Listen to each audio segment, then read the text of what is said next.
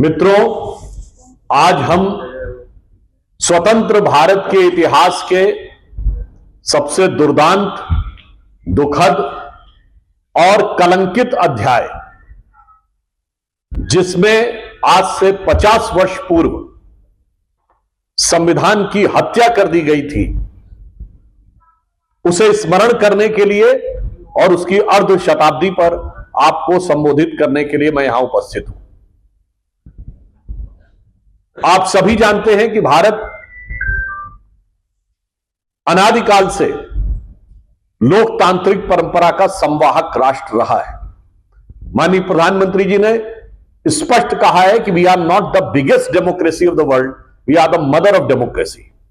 क्योंकि यहां वैदिक काल में सभा और समितियों से लेकर वैशाली के गणराज्य तक, कर्नाटक में भगवान वासवन्ना के अनुभव मंडपों से लेकर चोल राज्य में चुनी हुई ग्राम सभाओं तक, लोकतंत्र के इतने मजबूत आधार और परंपरा थी, परंतु उसे स्वतंत्र होने के बाद जिस ढंग से कुचला गया, आज की पीढ़ी को उसे स्मरण करने की आवश्यकता है। इमरजेंसी का दौर भारत के लिए सिर्फ संवैधानिक दृष्टि से नहीं, विधायी, कार्यपालिका और मीडिया यानी लोकतंत्र के चारों स्तंभों को पूरी तरीके से ध्वस्त करने का कार्य किया गया था। आप सबको ध्यान हो कि भारत के इतिहास में एक ही मात्र ऐसा अवसर आया है जब किसी प्रधानमंत्री को न्यायालय के द्वारा चुनाव लड़ने का अयोग्य घोषित कर दिया गया हो, चुनावी धांधली के आधार पर। वो श्रीमती इंदिरा गांधी थी और उसकी परिस्थितियों के बाद के समय में यह इमरजेंसी लगाई गई।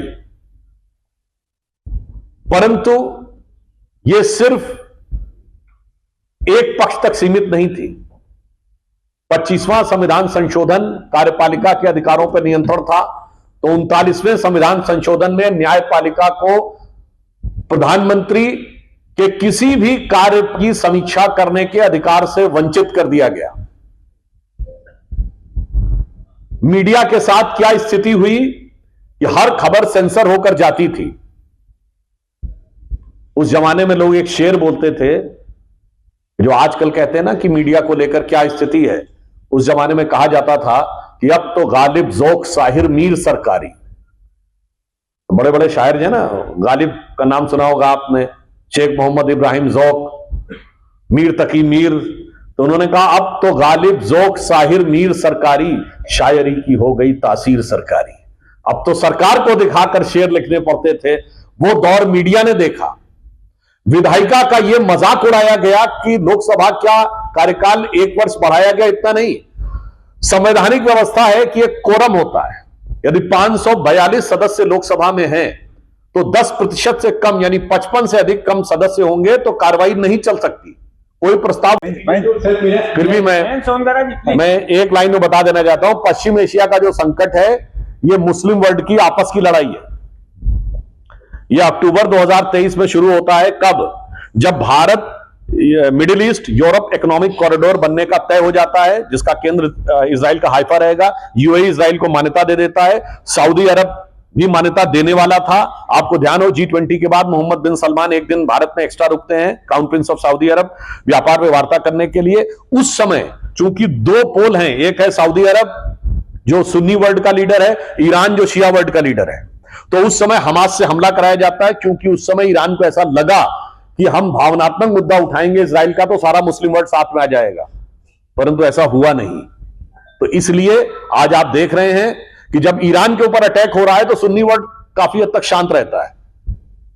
और जो ईरान ने अकेले लड़ने का प्रयास किया, और तो और बताइए, ईरान पर अटैक हो रहा है और आसिम मुनीर कह रहे हैं कि अमेरिका के राष्ट्रपति को वो देना चाहिए नोबेल पुरस्कार, और ईरान क्या क्या बोल रहा है। तो मुझे लग रहा है ये और कुछ नहीं है, ये मुस्लिम वर्ल्ड के आपस में एक दूसरे के ऊपर वर्चस्व की लड़ाई है, जिस कारण से मिडिल ईस्ट में यह समस्या है।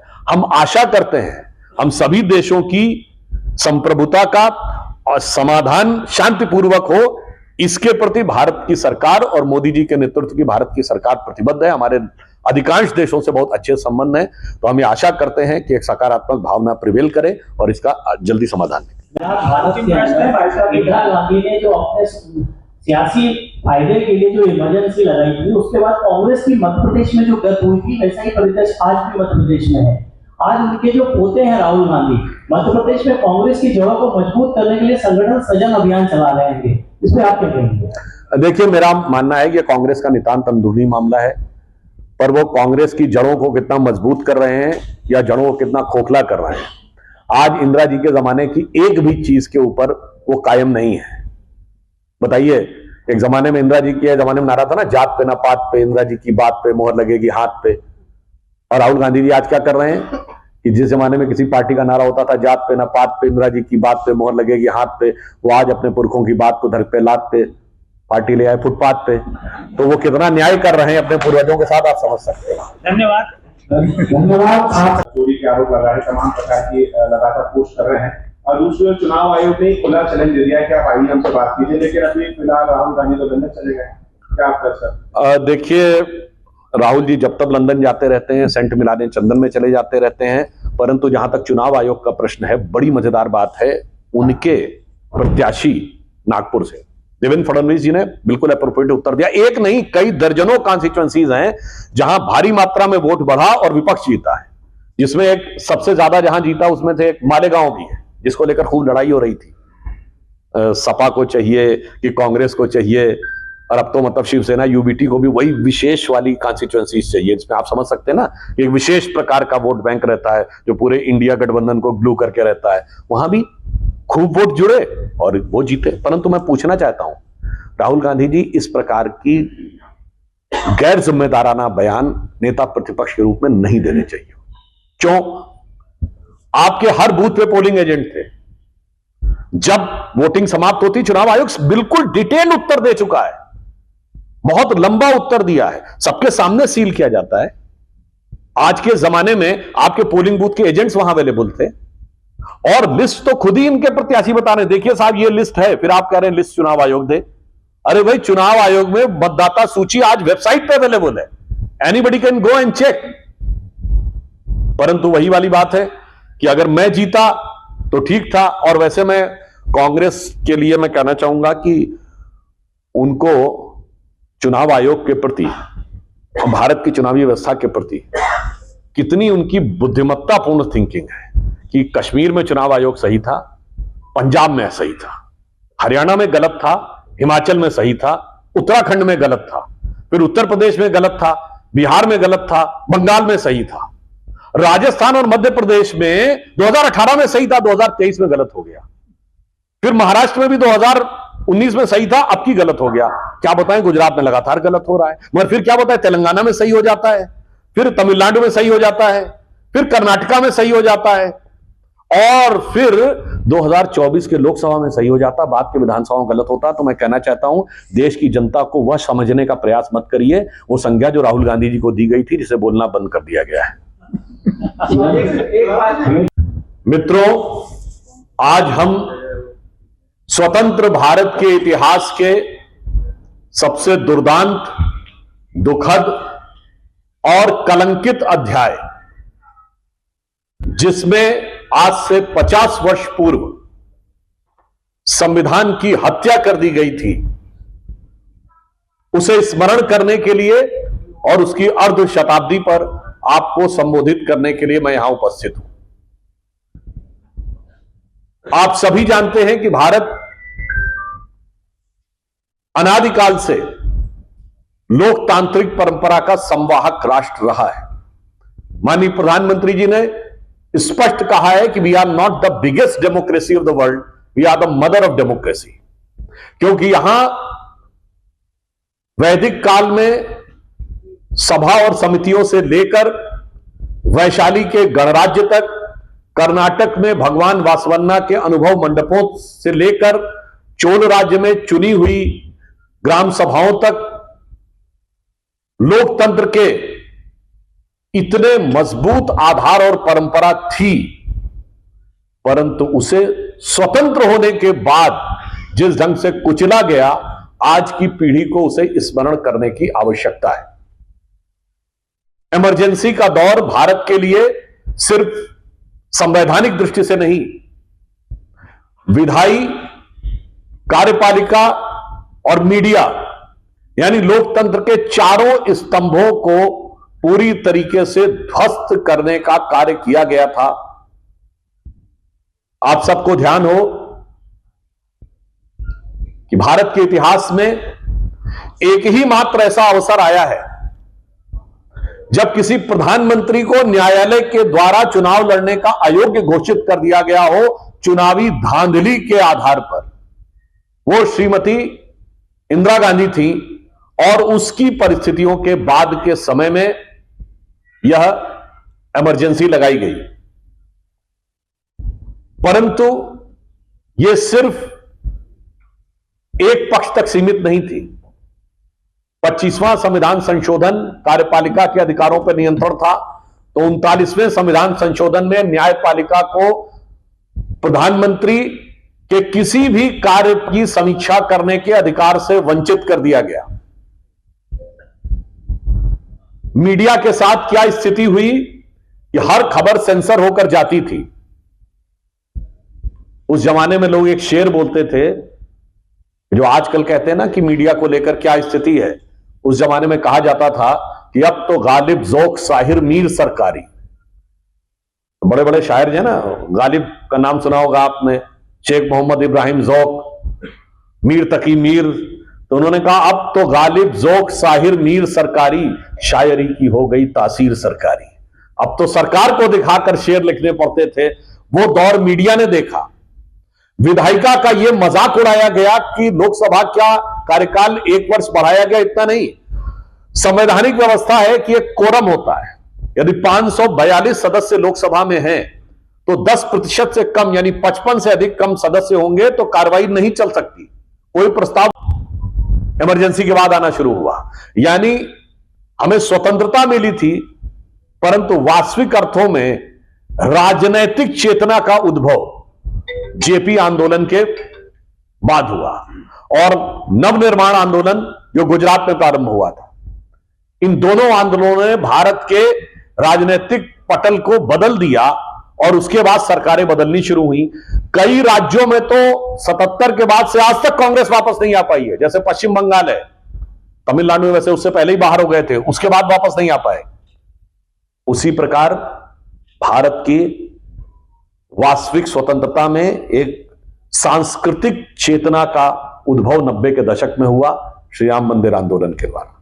और वैचारिक स्वतंत्रता की लड़ाई आज भी जारी है।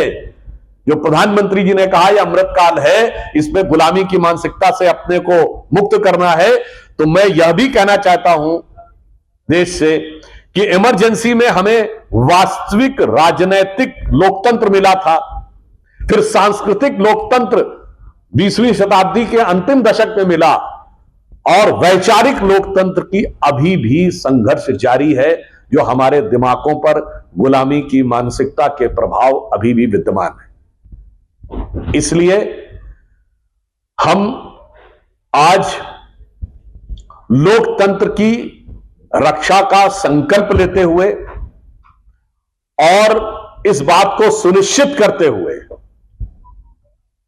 कि बाबा साहब अंबेडकर ने जिस संविधान की रचना की और हमारे संविधान निर्माताओं के जो मूल प्रेरक बिंदु थे और हमारी महान परंपरा की हजारों वर्ष पुरानी जो लोकतांत्रिक व्यवस्था है, परंपरा है, उसके अनुरूप इस राष्ट्र में लोकतंत्र इतना वाइब्रेंट होना चाहिए कि कभी भी कोई ऐसे विचार के बारे में सोच न सके।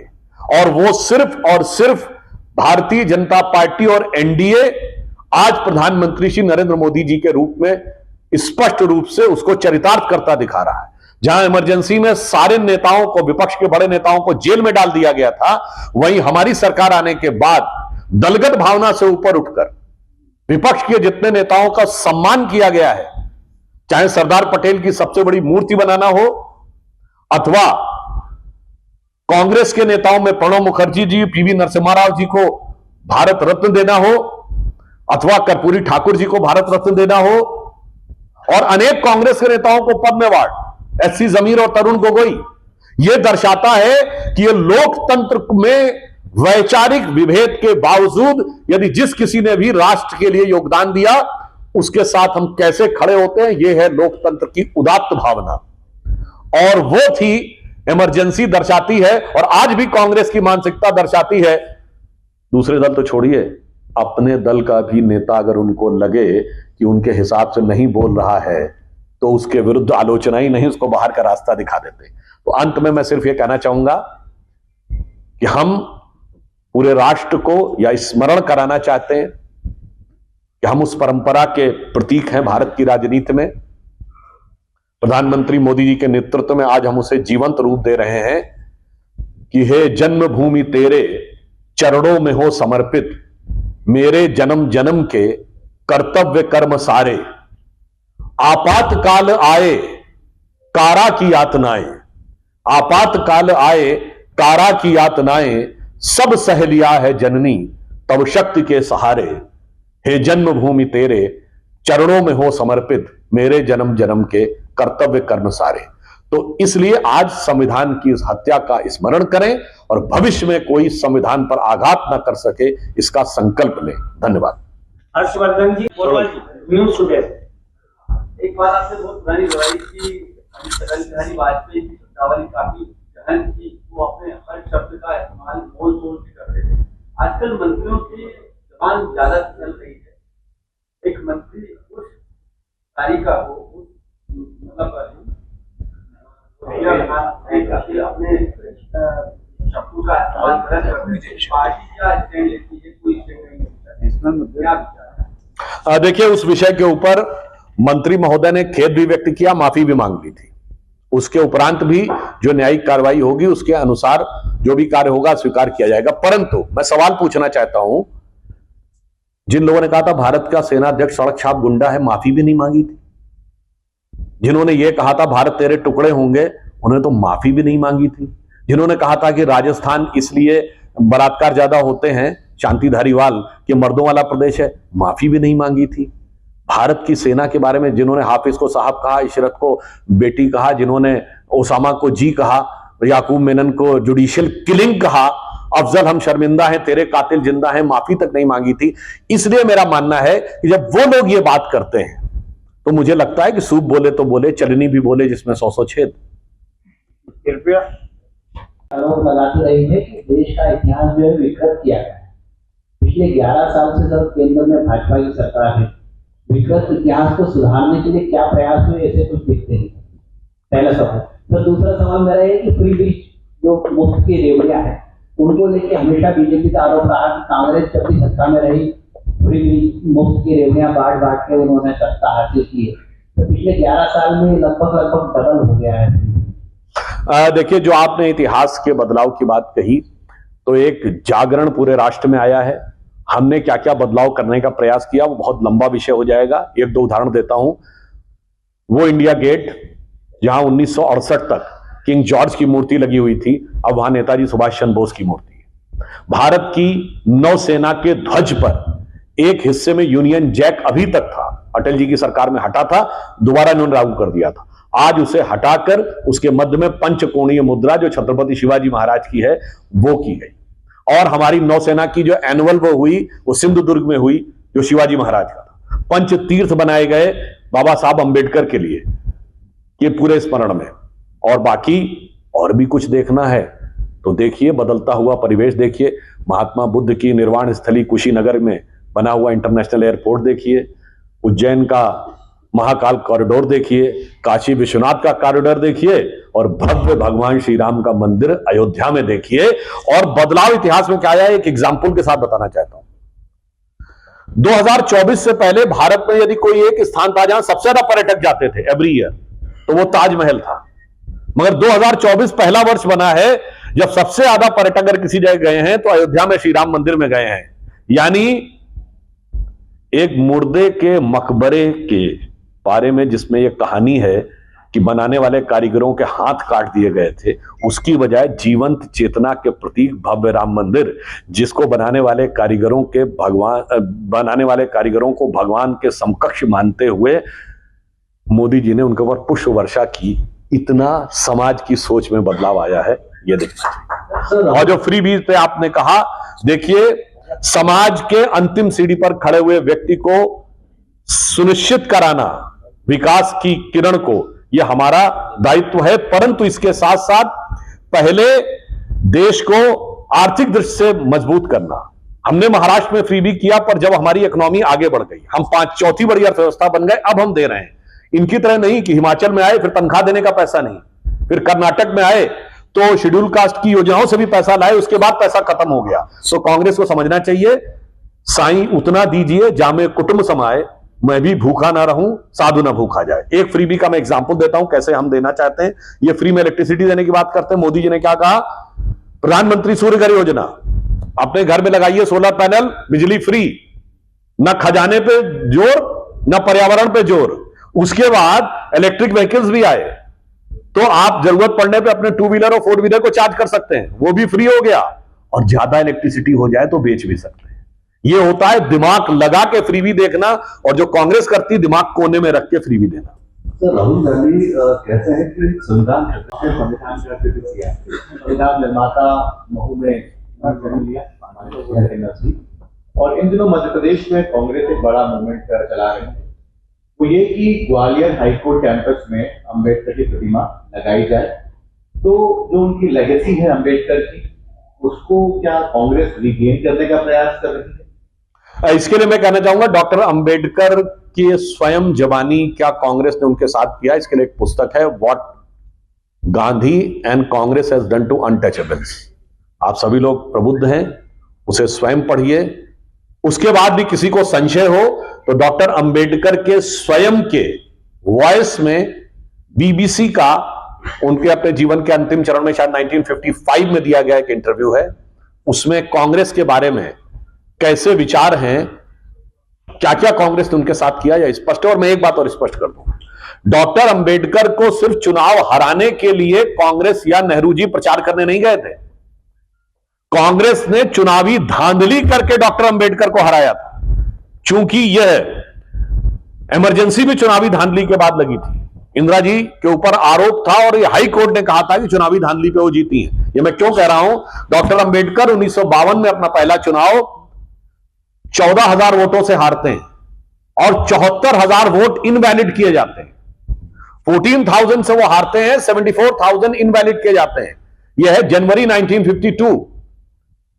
और ये मैं सब प्रमाण बोल रहा हूं, 16 जनवरी 1952 को जवाहरलाल नेहरू एडविना माउंटबेटन को लेटर लिखते हैं लखनऊ से। ये selected words of Jawaharlal Nehru में अवेलेबल है, संभवतः वॉल्यूम 17 में। उसमें वो क्या लिख रहे हैं कि बॉम्बे प्रोविंस में, यानी तो बॉम्बे प्रेसिडेंसी कहलाता था, our success has been much greater than what we expected. और आगे लिखते हैं, but Ambedkar has lost, Ambedkar has been out. उस पर प्रसन्नता दिखा रहे हैं। और आगे क्या बोल रहे हैं, वो कह रहे हैं socialist have joined hands with Ambedkar so they lost their repute. यानी जिसने डॉक्टर अंबेडकर से हाथ मिला दिया उसकी तो प्रतिष्ठा चली गई। आगे क्या लिख रहे हैं, but Ambedkar has joined hands with Hindu fundamentalist.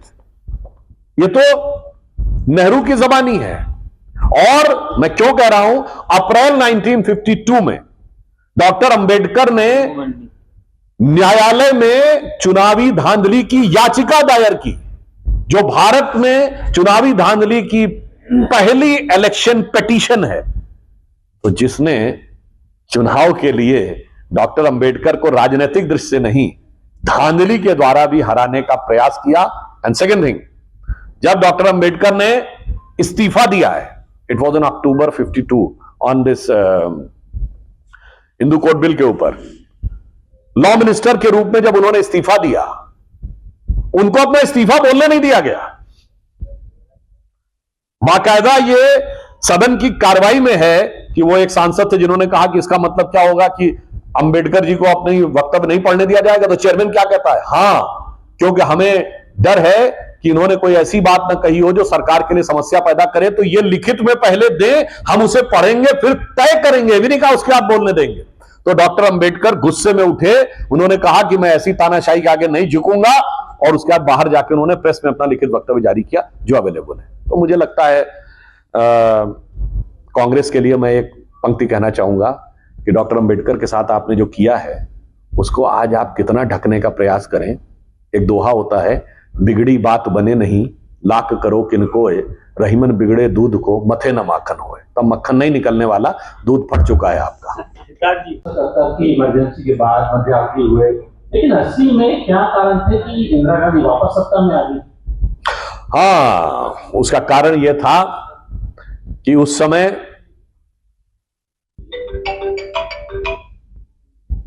कुछ जनता परिवार में आपसी मतभेद, अहम भाव ऐसे बढ़ गए कि उसी पर दुखी होकर अटल जी ने एक पंक्ति लिखी थी, उसमें आपको समझ में आ जाएगा कि क्यों जनता पार्टी टूट गई। उन्होंने लिखा था, लगी कुछ ऐसी नजर, बिखरा शीशे सा शहर, अपनों के मेले में मीत नहीं पाता हूं, गीत नहीं गाता हूं, गीत नहीं गाता हूं। तो इस कारण से, मगर वहीं से भाजपा की नई यात्रा प्रारंभ हुई। हम 1980 में बने और उसके बाद हम एकमात्र राजनीतिक दल हैं जिसने अपना कद भारत की राजनीति में कांग्रेस से बड़ा करके दिखाया, और मोदी जी के नेतृत्व में लगातार तीसरी बार जनता के द्वारा चुनकर केंद्र में सरकार बना के दिखाई।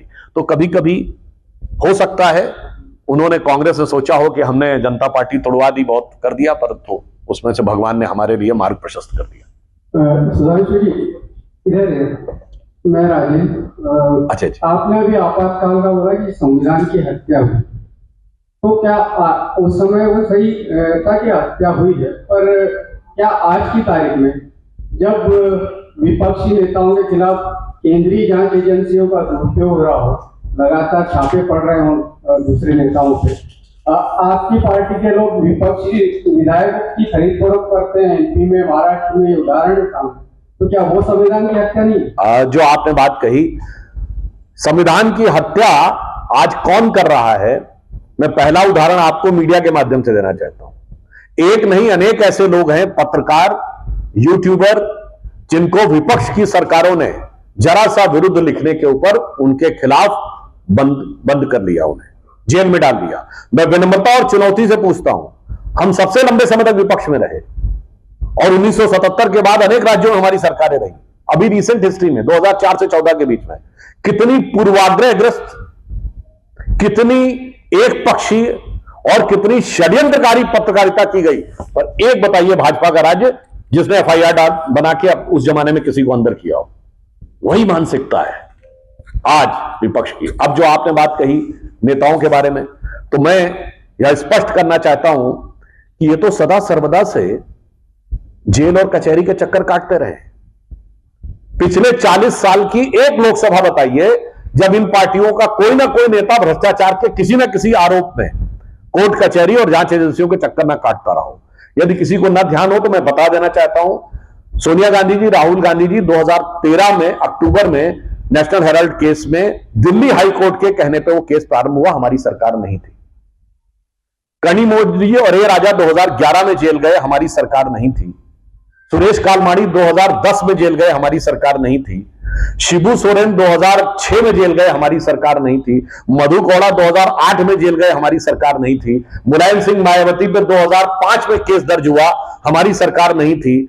करुणानिधि 2001 में जेल गए, जयललिता 1996 में जेल गई, लालू प्रसाद यादव 1997 में जेल गए, नरसिम्हा राव पे आरोप 1994 में लगे, झारखंड मुक्ति मोर्चा रिश्वत कांड 1994 में हुआ, राजीव गांधी पे आरोप 87 में लगे, एफआईआर 1990 में हुई। खाम में पर्ची फाड़े डाल रहे हैं हमारी सरकार के ऊपर। इसीलिए मैं कहना चाहता हूं, देखिए गांधी जी ने किताब लिखी थी माई एक्सपेरिमेंट विद ट्रुथ, आज राहुल गांधी कह रहे हैं माई एक्सपेरिमेंट विद अनट्रुथ। वैसे माई एक्सपेरिमेंट विद अनट्रुथ भी एक किताब है माइकल एंडरसन की लिखी हुई। तो मैं कहना चाहूंगा गांधी करते थे सत्य के साथ प्रयोग और आज के गांधी करते हैं असत्य के साथ प्रयोग, क्योंकि दिमाग में है मोदी विरोध का भयानक मनोरोग। यूएस या यूके में उनको इसकी बड़ी याद आती है, वो यूके में है, आपको लगता है कि बड़ी सरकार का चक्कर वहां से है? देखिए, एक्चुअली में क्या है कि राहुल गांधी जी एक इस प्रकार की मानसिकता के शिकार हो गए हैं कि उन्हें स्वयं ही समझ में नहीं आता। उनको विश्वास सिर्फ संविधान पर नहीं, उन्हें भारत की सेना पर विश्वास नहीं, वायुसेना पर विश्वास नहीं, वो भारत के चुनाव आयोग पे विश्वास नहीं। और तो छोड़िए, वो कहते थे LIC बिक गया, उस पर विश्वास नहीं। वो कहते थे SBI खत्म हो गया, all time high profit gain किया है। वो कहते हैं HAL बर्बाद हो गया, HAL के स्टॉक्स अभी 14% बढ़े हैं। और तो और छोड़िए, उनको अपने नेताओं पर विश्वास नहीं है। जो उनके नेता विदेश संबंधी स्थायी समिति के अध्यक्ष बने, शशि थरूर, उन्हीं की पार्टी के द्वारा नॉमिनेट होकर पार्लियामेंट की standing committee on foreign affairs के चेयरमैन, वो और जो राजनयिक भी रहे, उसे विदेश में भेजा जाए तो उनको उस पर विश्वास नहीं है। तो मुझे लगता है जिस आदमी का विश्वास पूरी तरीके से डिग चुका हो, जो ऐसे अंधेरे में हो कि जिसे अंधेरे में भी रस्सी सांप दिखाई पड़ती हो, तो मैं उनके लिए सिर्फ कहना चाहूंगा कि चश्मा उतारो फिर देखो यारो, दुनिया नई है चेहरा पुराना। मैंने कोई बात नहीं। शैलेंद्र पवार की स्वदेश, उसके बाद शेखर बाबूराव जी, फिर हम इधर से लेंगे दुबई जी की तरफ। शैलेंद्र जी आप कुछ कह रहे हैं? मध्य प्रदेश में 25 साल सरकार पूरे करने जा रही है, केंद्र सरकार 11 साल का उत्सव मनाएगी, तो विकास का जो डबल इंजन की सरकार इस वक्त, मुझे लगता है कि इन 11 वर्षों में क्या हुआ है, इसको बताने के लिए प्रेस कॉन्फ्रेंस छोटी पड़ जाएगी। फिर संक्षेप में कहना चाहता हूं, चौथी बड़ी अर्थव्यवस्था बने, जापान को पीछे छोड़ के। चौथे बड़े स्टॉक एक्सचेंज बने, तीसरे बड़े ऑटोमोबाइल के मैन्युफैक्चरर बने, दूसरे बड़े मोबाइल हैंडसेट के मैन्युफैक्चरर बने। और वो भारत जिसके बारे में कहा जाता था कि ये तो टेक सेवी नहीं है, ये नई टेक्नोलॉजी को अडॉप्ट नहीं कर सकते, डिजिटल ट्रांजैक्शन में दुनिया के नंबर 1 के देश बने, चांद के अछूते कोने को छूने वाले देश बने, और विश्व की बड़ी अर्थव्यवस्थाओं में फास्टेस्ट ग्रोइंग इकोनॉमी बने हैं। 6.5% की IMF ने हमारी ग्रोथ रेट प्रोजेक्ट की है। और इतना ही नहीं किया है, उसके साथ साथ 55 करोड़ लोगों को जनधन अकाउंट से जोड़ा है, 80 करोड़ लोगों को अनाज दिया है, 15 करोड़ लोगों को शौचालय दिया है, 12 करोड़ लोगों को गैस दी है। तो मुझे लगता है कि आज भारत ने विकास की जो इबारत लिखी है, तो हमने अंत्योदय, सुशासन, गरीब कल्याण और राष्ट्रवाद का गौरव।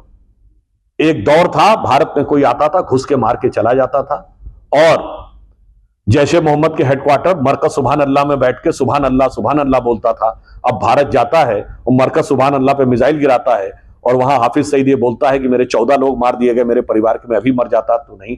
तो जहां बैठ के वो भारत में आतंकवादी हमले करके खुशी से सुभान अल्लाह बोलते थे, अब वो या अल्लाह बोल रहे हैं। कम से कम इतना बड़ा बदलाव तो देश को साफ दिखाई पड़ रहा है। शैलेंद्र पवार जी, यानी अब 60 करोड़ के देश में उस समय 6 लोग बैठकर भी देश का कोई कानून, या 60 लोग भी बैठकर देश का कानून तो बना सकते थे, 10-20 लोग बैठकर भी बना सकते थे।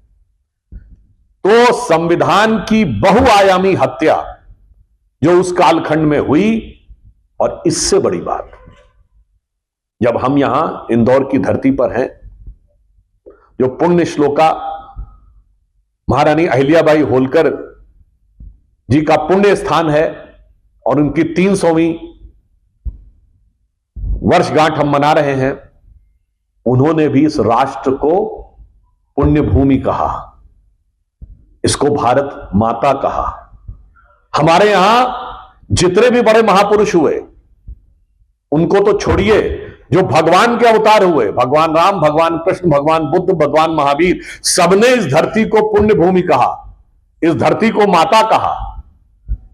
भगवान राम ने कहा माता भूमि पुत्रो हम पृथिव्या, मगर इस विचार ने इस देश को एक नेता के बराबर तौल दिया। India is Indira and Indira is India कहा गया, और यह किसी नेता का बयान नहीं था, यह कांग्रेस के तत्कालीन राष्ट्रीय अध्यक्ष देवकांत बरुआ का बयान है, और किसी भी पार्टी के राष्ट्रीय अध्यक्ष का बयान पार्टी का आधिकारिक वक्तव्य होता है। और आज तक किसी कांग्रेस के अध्यक्ष ने इसके विरुद्ध कोई प्रस्ताव पारित करके या इसके लिए माफी नहीं मांगी है, तो यह आज भी कांग्रेस का आधिकारिक बयान है। और यह कितना खतरनाक बयान था, भारत की परंपरा के साथ कितना बड़ा अपमान था, वो तो एक पक्ष है, इसकी प्रेरणा कहां से मिलती थी।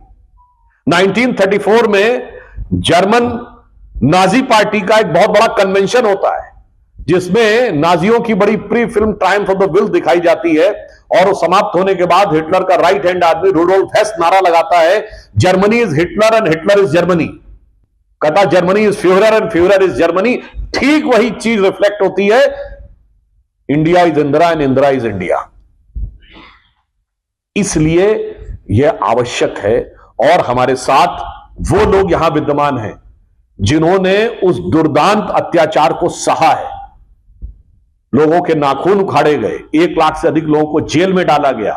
मीसा और डीआईआर में हमारे बहुत बड़े बड़े नेता स्वर्गीय अटल जी, आडवाणी जी, अरुण जेटली जी जेल में थे, रविशंकर प्रसाद जी, मोदी जी उस समय किस प्रकार से भेष बदलकर बड़े नेताओं को यात्रा करवा के उनके सहयोगी के रूप में किसी को गुजरात से मुंबई पहुंचाना है तो किसी को देश के किसी हिस्से में पहुंचाना है, उस कार्य में लगे थे।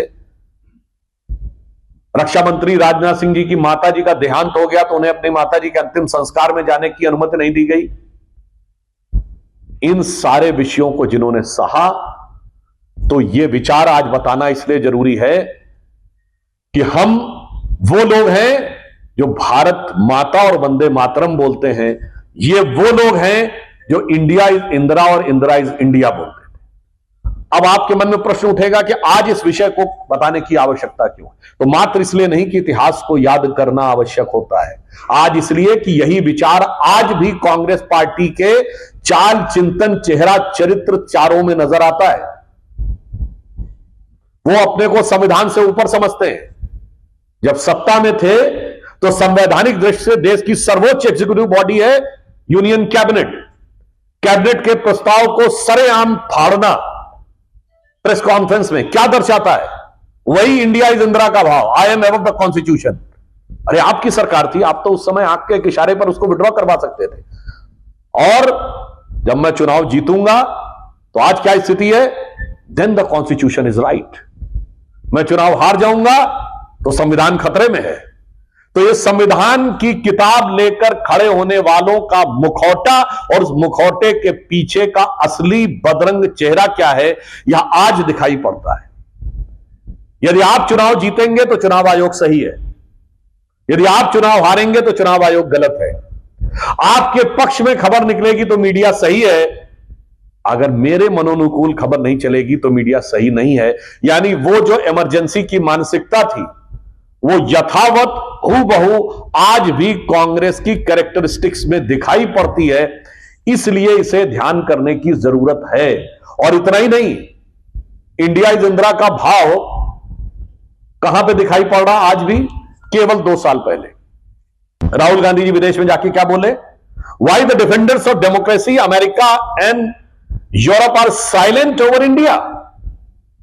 यानी आप यह कह रहे हैं कि लोकतंत्र के माई बाप, आपकी नजर में माई बाप है, अमेरिका और यूरोप भारत के अंदर लोकतंत्र में हस्तक्षेप क्यों नहीं कर रहे हैं? यानी मेरी राजनीतिक हार या जीत राष्ट्रहित से ऊपर हो गई।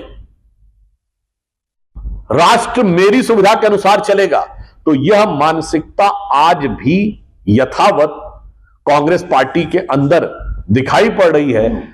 तो युवा पीढ़ी को यह ध्यान रखने की आवश्यकता है कि हम इतिहास से स्मरण लें।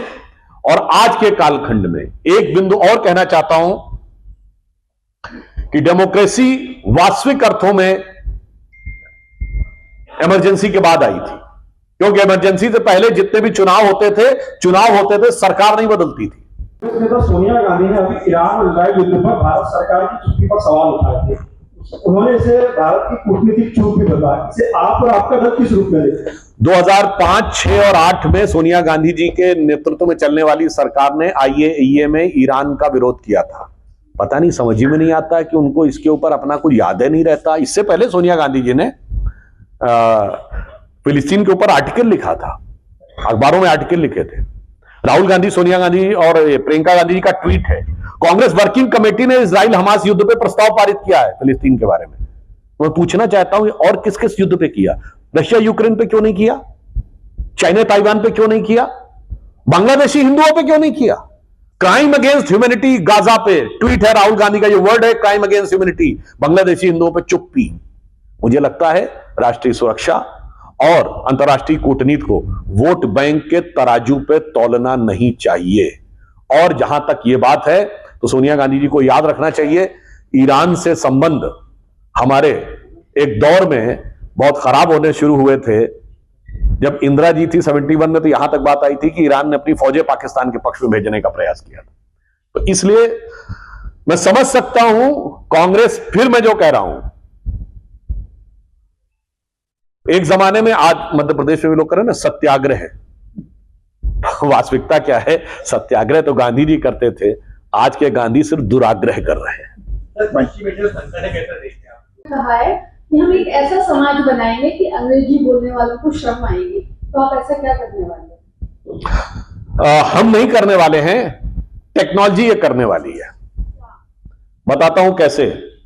आज टेक्नोलॉजी डिजिटल लेवल पे है, तो डिजिटल सेटअप चलता बाइनरी पे 0101, तो ऐसी लैंग्वेज जिसमें मात्रा पाई नहीं है तो वो बड़ी सुटेबल है डिजिटल टेक्नोलॉजी के लिए। मगर टेक्नोलॉजी जिंदगी भर डिजिटल लेवल पे नहीं रहने वाली। Next emerging technology voice command. जब वॉइस कमांड आता, आप बोलते हैं और टाइप हो जाता है, जैसे जैसे वॉइस कमांड आगे बढ़ेगा तो क्या होगा, वो लैंग्वेजेस जिनकी फोनेटिक्स रिच है वो उभर कर सामने आनी शुरू होंगी।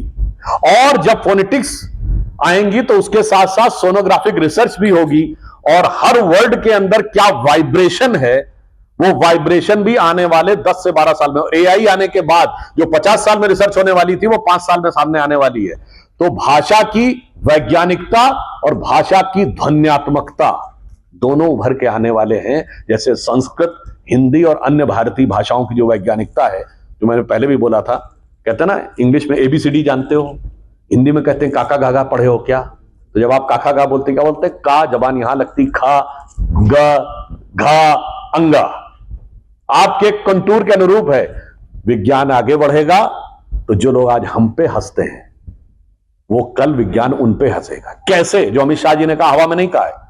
60 साल पहले कहते थे ना कि दुनिया चांद पे पहुंच गई, तुम गाय के गोबर पे पड़े हो, mechanize farming, chemical fertilizer use करो। आज क्या कह रहे हैं कि गाय का गोबर यूज करो। 60 साल पहले कहते थे ना फूल पत्ती से कोई इलाज नहीं होता, मेटासिन क्रोसिन यूज करो। आज क्या कहते हैं? हर्बल मेडिसिन यूज करो। 60 साल पहले कहते थे ना कि पेड़ को पूजना, जंगल को पूजना, ये सब प्रिमिटिव ट्राइबल सिविलाइजेशन है। आज क्या कह रहे हैं? एनवायरमेंटल वो। तो इसीलिए आप चिंता मत करिए, वक्त भारत का आने वाला है और भारत और भारतीयता को वो वैज्ञानिक मान्यता मिलने वाली है कि जो अवैज्ञानिक होगा उसको अपने आप शर्म आएगी। इधर का ले ले फिर। इधर से नहीं हुआ। पाकिस्तान के तनाव के बीच में राहुल गांधी की जो भूमिका रही, तो आप कैसे देखते हो? भारत को क्या उस तरह ध्यान हुआ देखिए, भारत पाकिस्तान के वर्तमान समय के इसमें राहुल गांधी जी की भूमिका आज से नहीं, पिछले कई वर्षों से क्या रही है, इसका प्रमाण यह है। आप सब लोग मीडिया से जुड़े हुए हैं। पाकिस्तानी मीडिया में सबसे ज्यादा किस देश के नेताओं के बयान सुर्खियां बटोर रहे थे? चाइना के नहीं, रशिया के नहीं, किसी मुस्लिम देश के भी नहीं, न टर्की के किसी नेता के, न ईरान के नेता के, भारत के विपक्ष के नेताओं के बयान हाईलाइट हो रहे थे। पाकिस्तानी संसद में कहां के बयान कोट किए जा रहे थे? भारत के विपक्षी नेताओं के, कांग्रेस के नेताओं के, चाहे विजय वडेट्टीवार महाराष्ट्र के हो या कर्नाटक के उनके मंत्री हो या कर्नाटक के सीएम हो। और राहुल गांधी जी के का खुद नाम पाकिस्तान ने भारत के विरुद्ध डोजियर में यूज किया है। और ये आज की बात नहीं है महोदय। पाकिस्तानी सेना के सेनाध्यक्ष को गले किसने लगाया था? कांग्रेस के नेता सिद्धू जी ने। पाकिस्तान जाकर किसने कहा था मोदी को हटाने में मदद चाहिए? मणिशंकर अय्यर ने। तो मुझे लगता है, और राहुल गांधी जी ने तो जो काम किया है वो पाकिस्तान और पाकिस्तान की सेना से बढ़कर किया है। उन्होंने मोदी जी के लिए जो सरेंडर शब्द का प्रयोग किया, यह तो पाकिस्तान की सेना ने नहीं कहा कि भारत ने सरेंडर कर दिया। यह तो नवाज शरीफ ने नहीं कहा, शाहबाज शरीफ ने नहीं कहा कि सरेंडर कर दिया। यह ख्वाजा आसिफ जो रक्षा मंत्री उन्होंने नहीं कहा। और तो छोड़िए, आतंकवादी मौलाना मसूद अजहर और हाफिज सईद ने नहीं कहा। तो मुझे लगता है पाकिस्तान की सेना, सरकार और आतंकवादियों से ज्यादा बड़े मुहाफिज बनने की कोशिश में राहुल गांधी जी आज उस मुकाम पर पहुंच गए हैं कि अगर इंदिरा जी स्वर्ग से बैठकर देखती होंगी तो उनके मुंह से क्या निकलता होगा, बूढ़ा वंश इंदिरा जी का उपजा ऐसा लाल कि लुटिया सारी डुबो दई है, ऐसा किया कमाल। राजू जी जी, आप इस बात से कितना इत्तेफाक रखते हैं कि अपनी दादी इंदिरा गांधी के बरसिनों पर ही राहुल गांधी चल रहे हैं? वो देश में इमरजेंसी लेकर आए, तो राहुल गांधी संगठन में इमरजेंसी ला रहे हैं। मध्य प्रदेश की सियासी हालातों की बात करें तो प्रदेश अध्यक्ष जीतू पटवारी हैं, लेकिन पूर्व मुख्यमंत्री कमलनाथ और दिग्विजय सिंह के लिए ऐसा लगता है कि पॉलिटिकल इमरजेंसी राहुल गांधी ने लाकर खड़ी कर दी। देखिए, मैं सिर्फ एक पंक्ति में कहना चाहूंगा, इंदिरा जी देश के लिए इमरजेंसी लाई थी और राहुल गांधी जी कांग्रेस के लिए इमरजेंसी ले आए हैं। अब कांग्रेस के भविष्य के लिए सबसे बड़ी इमरजेंसी अगर कोई है तो श्री राहुल गांधी जी दिखाई पड़ रहे हैं, क्योंकि जो जो राजनीति में राहुल जी का कद ऊपर उठा है, जो कांग्रेस क्रमशः नीचे जाती हुई दिखाई पड़ी है। 2014 के चुनाव में कांग्रेस को सर्वकालीन सबसे निम्नतम सीटें मिली, उसके बाद वो बड़े नेता बन गए। 2019 में दोबारा कांग्रेस 52 सीटों पर सिमट गई तो राहुल गांधी जी कांग्रेस के अध्यक्ष बन गए, और 2024 में तीसरे अटेम्प्ट में 3 डिजिट टच नहीं कर पाई तो राहुल गांधी जी नेता प्रतिपक्ष बन गए। तो मैं कह रहा हूं, हमारा पड़ोसी मुल्क जंग हारने के बाद अपने जनरल को फील्ड मार्शल बनाता है, कांग्रेस पार्टी एक के बाद एक चुनाव हारने के बाद अपने नेता को फील्ड मार्शल बनाती है।